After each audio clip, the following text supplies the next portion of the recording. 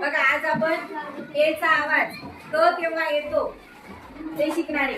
के चा आवाज क केव्हा येतो? जवळजवळ सगळ्या शब्दांमध्ये के चा आवाज क येतो.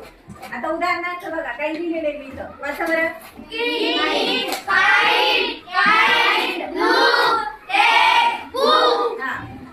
अजून क्लॉक म्हणजे काही बऱ्याच. आता तुम्हाला विचारलं तर भरपूर शब्द सांगतात तुम्ही काय करायचं नंतर यादी करून आलं तर अशा सगळ्या शब्दांमध्ये के चा आवाज काय येतो? क. आता बघा के चा आवाज सायलेंट म्हणजे के चा आवाज त्या शब्दामध्ये येतच नाही किंवा न आवाज येतो तर असे शब्द कोणते आहे? किंवा के चा के नंतर केव्हा येतो तर के नंतर यन येते आणि के यन हे शब्दाच्या सुरुवातीला येतं. के नंतर जेव्हा यन येतं किंवा शब्दाच्या सुरुवातीला कोणते अक्षर येतात? के यन. तेव्हा काय होतं? के चा आवाज सायलेंट होतो आणि त्याच्या पुढचा यनचा आवाज न येतो.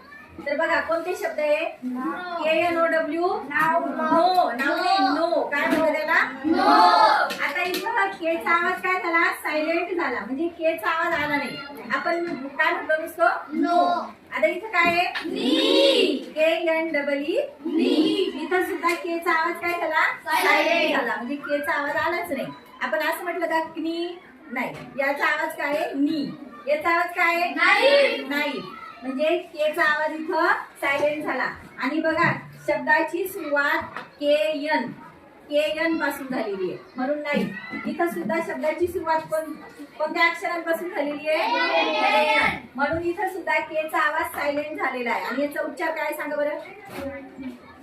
नॉक. बरोबर. याचा उच्चार काय आहे? नॉक. म्हणजे नो, नी, नाईफ, नॉक अजून भरपूर काही शब्द आहे जे तुम्ही शोधायचे. तर अशा प्रकारे के चा आवाज सायलेंट केव्हा येतो आणि के चा आवाज क केव्हा येतो ते आज आपण बघितलंय. सगळ्यांना समजलंय?